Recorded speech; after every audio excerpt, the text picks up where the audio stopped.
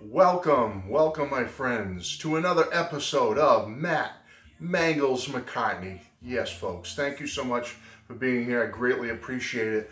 Before I get started with this next episode though, I have to thank somebody. I have to throw out props to people who do nice things for us. So, I hope you all like this shirt. It is from Hot Topic. Get over to the Hot Topic website right now and you'll be able to get one of these nice little Beatles shirts. And I have Beatle Brad to thank for it. Brad was wearing one of these shirts, the exact shirt, in one of his videos recently. And I said, hey, I like that Beatles shirt. Brad, where did you get it? And Brad was kind enough to tell me that he got it from Hot Topic. So folks, they still have them. Get them while they last. Beautiful, beautiful Beatles image here from the Red Album, 62 to 66, with a nice 70s style logo, Beatles logo on the top, on a nice white bright shirt.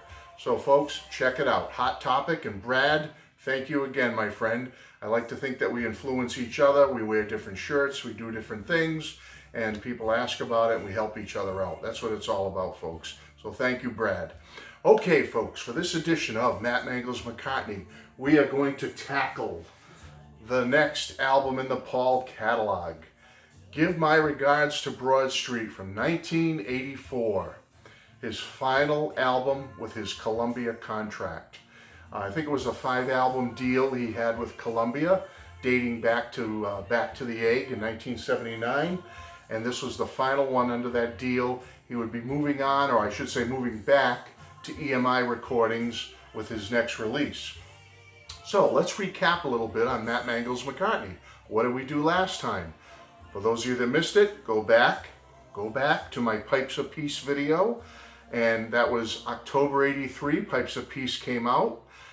That year was a big year for me because I had gotten out of the U.S. Air Force. I had started really dating Mrs. Street at the end of that year. We started building strong feelings for one another at the time. And then don't forget, there's that famous first kiss story with Mrs. Street. You need to go back to that video to see what that's all about.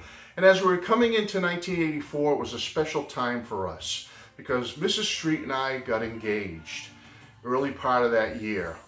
She was finishing up nursing school. She was going to be graduating in the spring of '84 and become a full-fledged registered nurse, RN, which I'm very proud of her for doing that. And she's one heck of a nurse, let me tell you. She is great with patients from young to old. She's just a wonderful nurse, and I'm sure I'll go into that as Mangles McCartney goes on.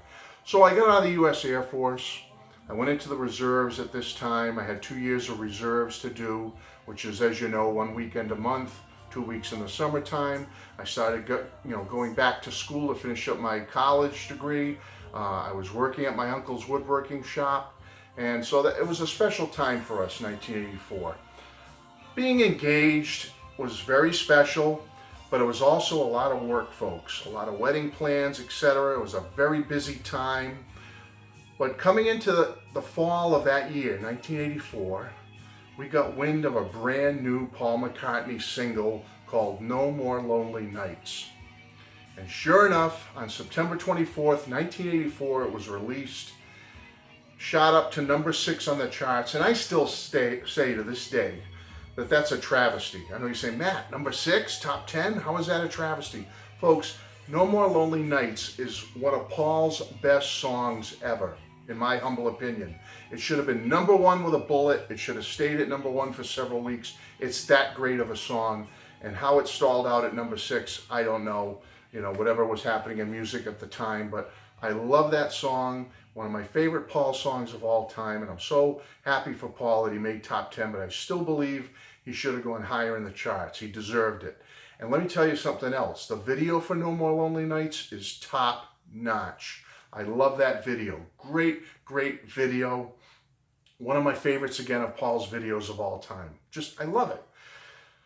Okay, so we knew the film was coming. We had been hearing the rumblings going back a year or so that Paul was filming something, some type of movie was going to be coming out. And sure enough, about a month after the single came out, late October of 1984, the film, Give My Regards to Broad Street, along with the accompanying soundtrack, here it is, and here's the back. All right, and here's the There's the inside gatefold right here. All right, there it is. All right, so we knew it was coming. It was coming out. And October 84, sure enough, there it was. Sorry, let me get back on track here. Great, great album, folks. I don't mind this album. Let me talk about the album first. It only made number 21 on the charts, which to me is a little bit of a shame because it's not a full Paul studio album of all new material, but you know what? It's a great little album. I enjoy it. Yeah, there's a couple of hits, a couple of misses on it, I will say.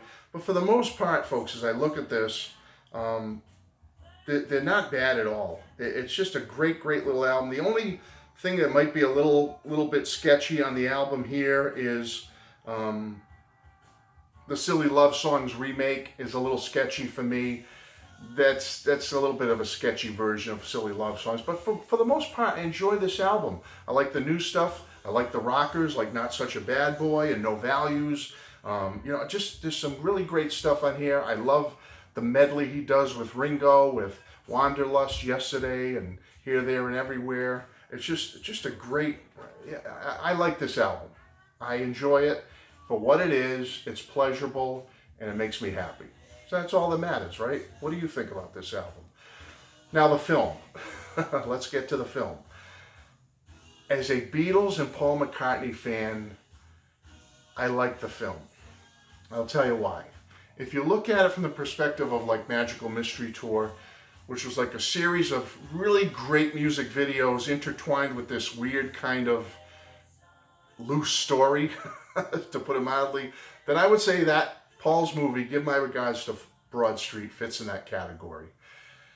Is the plot the greatest? Is the movie the greatest? No.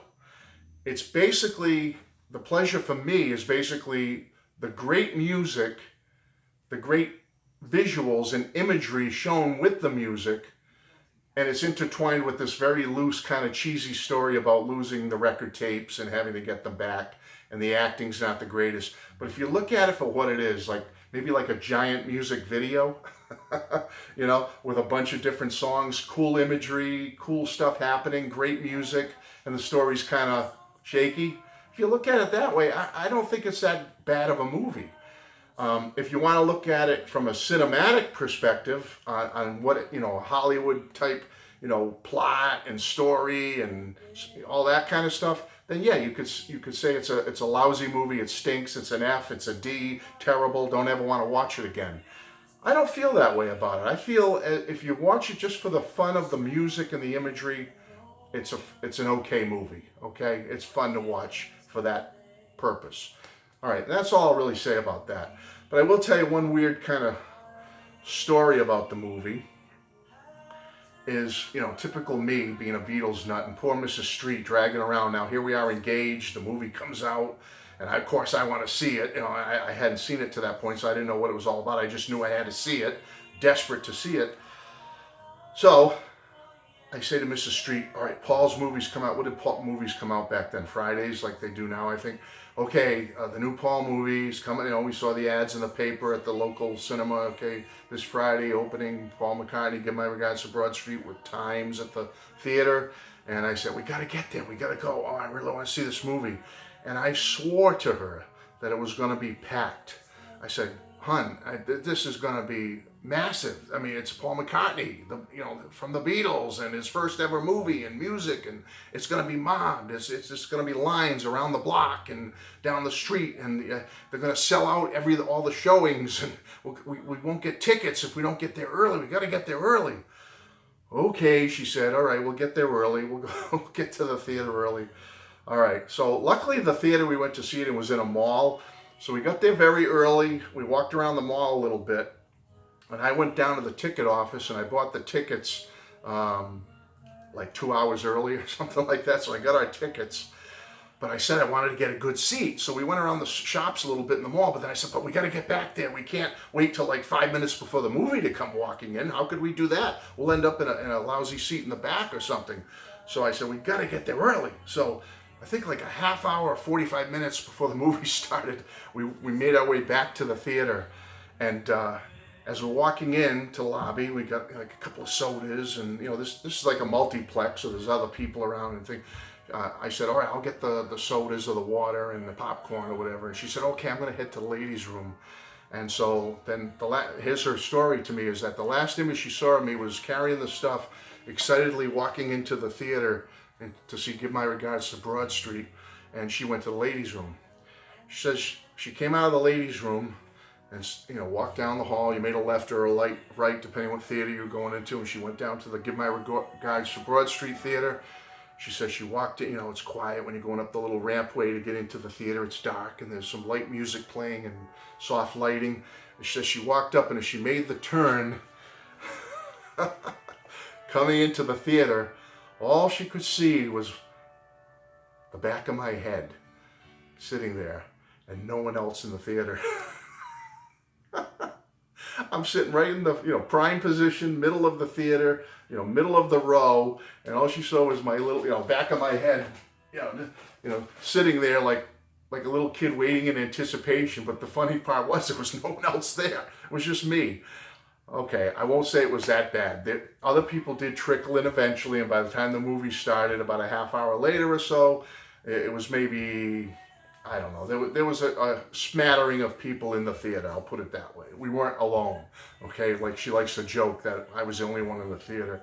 Yes, when I first got there I was, but people did come in. Okay, so that's my crazy movie story, and Mrs. Street could tell you numerous stories of me dragging her to Beatles events very early, and she's had to be patient about it and wait.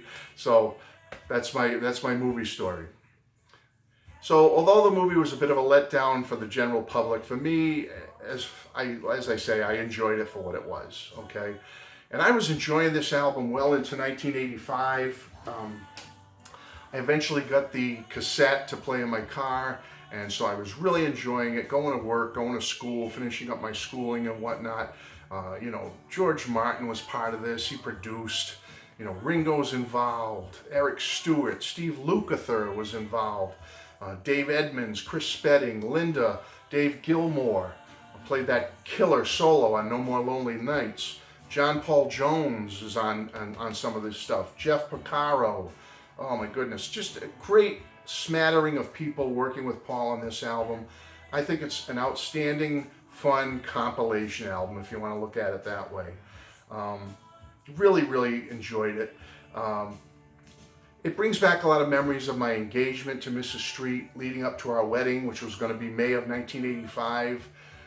So, I'm listening to this big time late 84, coming into early 85. The wedding's approaching. It's coming up that spring of 85. And sure enough, we finally did get married. And for those of you that asked, hey, when are we going to see Mrs. Street? You've been doing this series so long now and telling these great stories about Paul and your life and Mrs. Street. When are we going to meet her? Well, you're never going to meet Mrs. Street live here. She's very camera shy, and she's not going to come on screen and start doing a song and dance for you. I can tell you that right now. But I can show you a picture of her, so I thought I would do that because I've had so many people ask me, we want to see Mrs. Street, we want to meet her, and I'm sorry you won't meet her in person, but this is a recent picture of her, which I keep right down here in my music room of Mrs. Street. Very lovely wife. Very lovely wife. I'm very fortunate to have, as I say, met her back in 1978 at Burger King. And, years went by in the military. She's in college, getting in, getting out of service, and finally getting engaged in 1984, getting married May of 85. And we're still together and strong to this day. And I love her very much. And I'm really happy that I can include her in part of my stories and whatnot for this Mangles McCartney series. So that's it, folks. Marriage, May of 85. The soundtrack of that period is Paul's album here, among other music, but this was my Paul soundtrack around that time. Of course, later in 1985, Paul released the single from the film Spies Like Us, which made number 7 on the charts. That was very special to see him make top 10 again. And then around the corner in 1986, there's more transition, there's more changes in everyone's lives.